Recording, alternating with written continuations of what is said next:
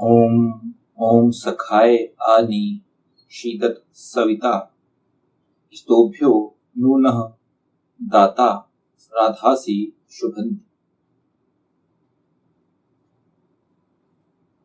हे परस्पर सखाओं, आसीन हो, सर्वोत्पादक स्तोम किए जाने योग्य है। शीघ्र हमारे लिए धनों को दान करने वाला शोभायमान होता है। यह ऋग्वेद के प्रथम मंडल के 22वें सूक्त का 8वां मंत्र है। इस मंत्र के देवता एवं दिव्य विषय सविता सर्वोत्पादक, छंद पिपीलिका मध्याह्न निषद गायत्री तथा स्वर षड्ज है।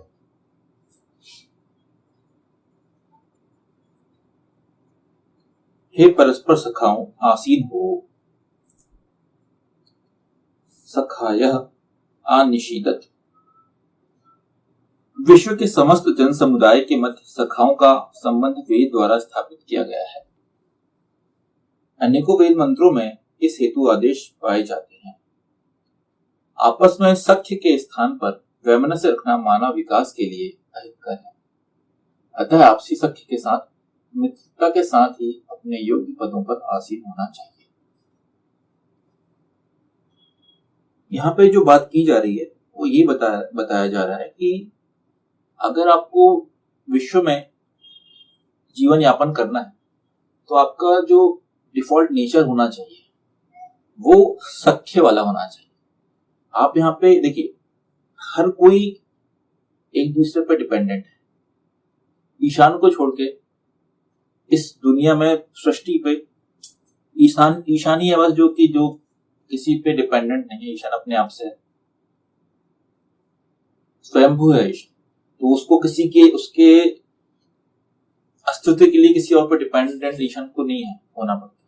लेकिन ईशान के अलावा इस विश्व में जो भी है वो एक दूसरे पर डिपेंडेंट है, एक दूसरे से रिलेटेड है, कनेक्टेड है। तो अगर आपको विश्व में एक अच्छा जीवन यापन करना है तो आप यहाँ पे ऐसा नहीं कर सकते कि मैं एकांकी बन जाऊं, मैं एकदम अलग होकर अपना ही काम करूंगा। ऐसा नहीं कर सकते, क्योंकि देखिए बहुत सिंपल सी बात है। अगर हमें भोजन करना है, जीवन यापन करने के लिए हमें भोजन करना है, तो भोजन के लिए भी हम डिपेंडेंट है जो अनाज का उत्पादन करता है। आप ये नहीं बोल सकते कि नहीं मैं खुद ही अनाज पैदा करूंगा। आप कर सकते हो। फिर बोलोगे कि आपको सब्जी चाहिए तो सब्जी के लिए आप खुद ही सब्जी को आपको उगाना पड़ेगा। हर छोटी बड़ी चीजों की, कोई भी छोटा बड़ा काम है उसके लिए आपको दूसरे पे आप कहीं ना कहीं डिपेंडेंट हो। तो जब यहाँ पे डिपेंडेंसी ईशान ने विश्व को इस टाइप से ही बनाया कि आप एक दूसरे के साथ मित्रतापूर्ण व्यवहार करके ही आप इस विश्व को आगे कर सकते हैं। इस विश्व में आप अच्छा जीवन यापन कर सकते हैं। अकेले चल के आप कोई काम नहीं कर सकते। तो जहां पे भी ईशान ये बात करता है, इसलिए ईशान ने यहाँ पे संगठन सूक्त की बात किया है। आपको वेद में संगठन सूक्त भी मिलेगा। और जहां पे ईशान ये बोलता है कि सारे एक ही सोच वाले समति समानी, जो सारे एक सोच के सारे मन एक ही समान मन रखने वाले लोगों को एकत्र करो, इकट्ठे करो। क्यों करो? क्योंकि उसके द्वारा आप विश्व को आसानी से श्रेष्ठ बना सकते हो, विश्व पे अच्छे से काम कर सकते हो। अपने जितने भी जन समुदाय हैं उनके मध्य सखाओं का संबंध वेद द्वारा स्थापित किया गया है। तो आपको ऑटोमेटिकली लोगों से दुश्मनी नहीं करनी। दुश्मन आपका तभी बनेगा वो कोई इंसान जो कि एक्चुअल में इसकी सोच भी अलग हो सकती है, दूसरे दुश्मनी नहीं। ऐसा कोई जरूरी नहीं है कि हमारी जो सोच है और किसी दूसरे की सोच है वो अलग है तो उससे हमारी दुश्मनी होगी, नहीं। आज के डेट में अगर हम देखेंगे इस चीज को, लोगों के अंदर की जो सहिष्णुता है वो एकदम कम हो गई। मतलब ये कि अगर आपका एक अलग व्यू है और मेरा एक अलग व्यू है तो ऑटोमेटिकली लोगों को लगता है कि ये दुश्मन है। आपको ऐसा आजकल का इस टाइप से माहौल बना हुआ रहता है। जैसे कि फॉर एग्जांपल, अगर आप किसी एक स्पेसिफिक सर्टेन पार्टी को आप सपोर्ट करते हो और मैं कोई दूसरी पार्टी को सपोर्ट करता हूँ तो वही ऑटोमेटिकली अपने कार्यकर्ता या सपोर्टर्स जो होते हैं वो आपस में लड़ लेते हैं। व्यू आपके अलग हो सकते हैं, लेकिन आपका जो अल्टीमेट मोटिव है, अल्टीमेट आपका जो लक्ष्य होना चाहिए वो ये होना चाहिए कि कैसे हम अपनी लाइफ को आसान बनाएं, कैसे हम जन समुदाय लोगों के लिए अच्छा काम कर सकें, कैसे हम अपनी लाइफ के लिए कुछ अच्छा कर सकें। ये मोटो होना चाहिए। तो इसके लिए आपको हमेशा परस्पर व्यवहार बहुत जरूरी है। तो जो ये मंत्र बताता है वो ये बता रहा है कि सखाया बोला है ईशान ने यहाँ पे कि हे परस्पर सखाओ आसीन हो एक साथ पे। अगर आप अपने लाइफ में आगे बढ़ भी रहे हैं तो आपका लोग एक्चुअल में व्यवहार के बारे में बात की गई है इस पर्टिकुलर मंत्र कि आपका व्यवहार किस तरीके से होना चाहिए। यहाँ पे ईशान ने ये बात किया गया कि आपको देखिए लाइफ तो है, सब लोग अपने हर किसी इंसान का एक अलग नेचर होता है और नेचर के हिसाब से वो अपना जीवन जीता है। कुछ लोगों का नेचर होता है थोड़ा सा अपने आप में रहने वाला का नेचर होता है, कंजर्वेटिव होता है, माइंडसेट होता है कि भाई ज्यादा दूसरों से मतलब नहीं रखते। तो ये जो नेचर है यहाँ पे उस नेचर को चेंज करने की बात है यहाँ पे ये भी मंत्र कि आपका जो नेचर है वो वेद के हिसाब से अगर होगा तो उसके आपको फायदे मिले। हो सकता है कि आपका नेचर वैसा ही है जैसा मैं बोल रहा हूँ कि मैं किसी से आपको मत कोई लेना देना नहीं है, आप कनेक्टेड रहते तो आपको फिर लाइफ में देखना ज्यादा परेशानियों का सामना करना पड़ेगा। अगर आप इसके हिसाब से अपना नेचर को चेंज करने की कोशिश करते हैं तो ऑटोमेटिकली आपको उसमें आपको लोगों से सहायता मिलेगी और आपको अपना जीवन ईज ऑफ लाइफ आपका हो जाएगा। तो यहाँ यही बोला गया है कि आपस में सख्य के स्थान पर वैमनस्य रखना मानव विकास के लिए अहितकर है। आज की डेट में अगर देखिए, आज की डेट में आप ये देख रहे होंगे कि अगर हम ये देखें कि हमारी जो भारत की सरकार है, एक टाइम हुआ करता था जब हम लोग बाकी देशों पर डिपेंडेंट हुआ करते थे। आज की डेट में वो ये इतना चेंज हो गया है। नई जो हमारी जो सरकार है उसने अपने आप को ऐसा चेंज करके रख लिया हुआ है कि हर कोई भारत से दोस्ती करना चाहता है वो व्यवहार, क्योंकि देखिए अल्टीमेटली लोगों को उससे फायदा होता है, एक दूसरे से दोस्ती करते। देखिए आप अगर देखेंगे तो जो व्यापार है, वैश्विक जो व्यापार है वो ऐसे ही बढ़ता है। हो सकता है कि किसी आपकी जो जियो प्रोफाइल है, मतलब जिस जगह पे आप बिलोंग करते हो, जिस राष्ट्र के आप हो, वहां पे कोई एक स्पेसिफिक चीज आपके पास होती है। जैसे कि हम मिडिल ईस्ट में तेल होता है ना, ऑयल प्रोड्यूस है, क्रूड ऑयल वहां पे होता है। तो बाकी ऐसा नहीं कि पूरी दुनिया में हर जगह होता है, वो मिडिल ईस्ट में होता है। फिर एक जगह हो सकती है जहाँ पे कोई स्पेसिफिक चीजें होती है, जैसे कि यूक्रेन वगैरह जो था पहले उधर तो है, मतलब यूक्रेन में आपका सनफ्लावर ऑयल वगैरह ये सब चीजें होती है।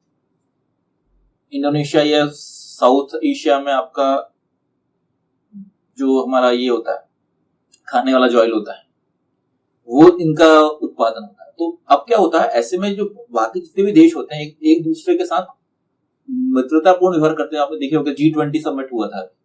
G20 समिट में क्या 20 बड़े बड़े देश एक दूसरे से इकट्ठे होकर दोस्ती कर रहे हैं, दोस्ती के द्वारा अपना ये वही बात कि आपको अगर आपको जीवन, ये हम बहुत बड़े लेवल पे आ गए, हमने इसको देशों के लेवल पे इस बात को कर रहे हैं।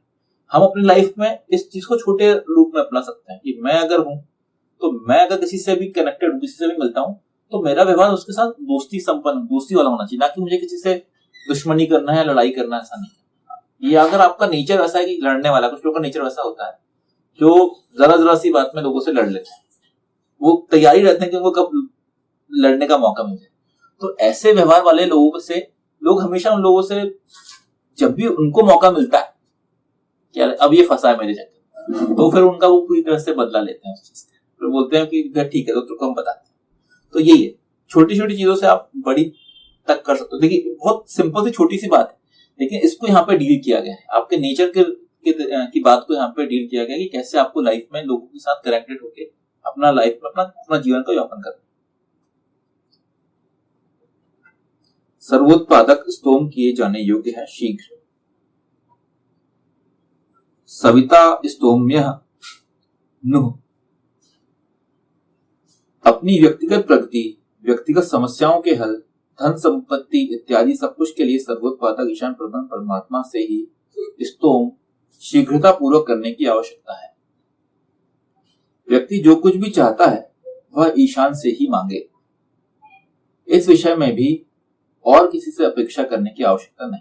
जैसे मैं अभी बात कर रहा था कि आपको ऐसा लग सकता है कि मेरी जो उन्नति है, मेरी जो प्रगति है, उसका बाधा कोई एक स्पेसिफिक पर्सन है,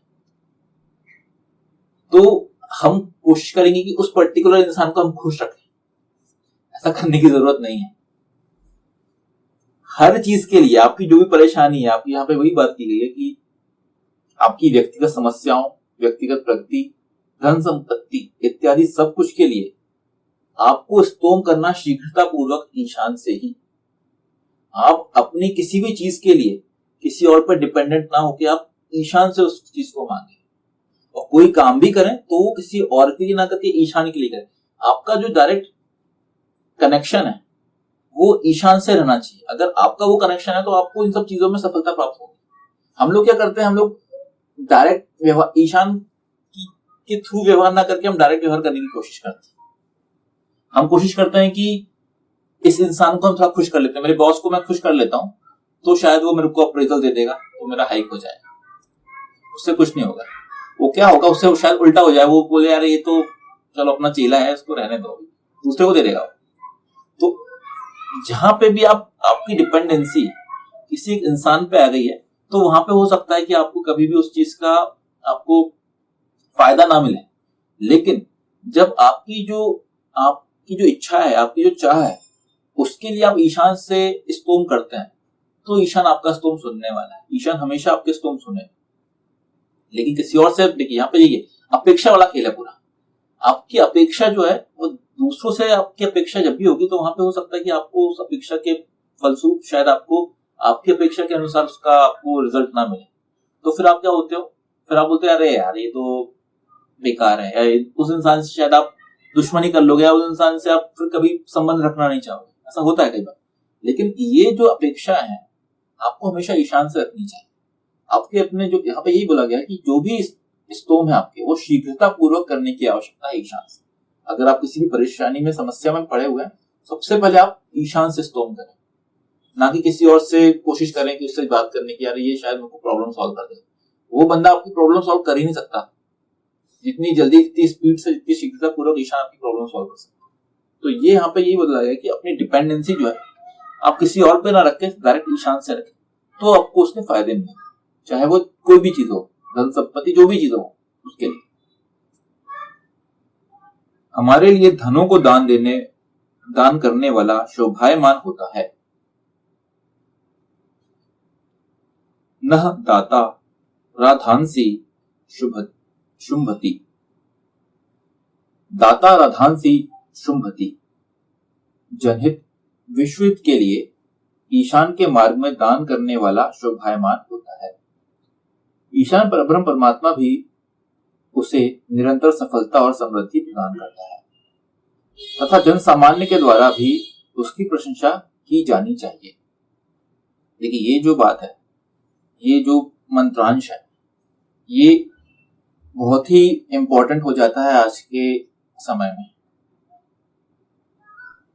ये वही चीज है कि अगर हम विश्व और जनहित के लिए ईशान के मार्ग पे दान करते हैं तो ये एक्चुअल में ईशान, इसका आपको जितना आप दान कर रहे हो ना, आपको लगेगा कि यार मैं जो दान कर रहा हूँ यार ये तो मेरी सैलरी से इतना पैसा मेरा चला गया, अब मैं कैसे करूंगा, कैसे मैनेज करूंगा।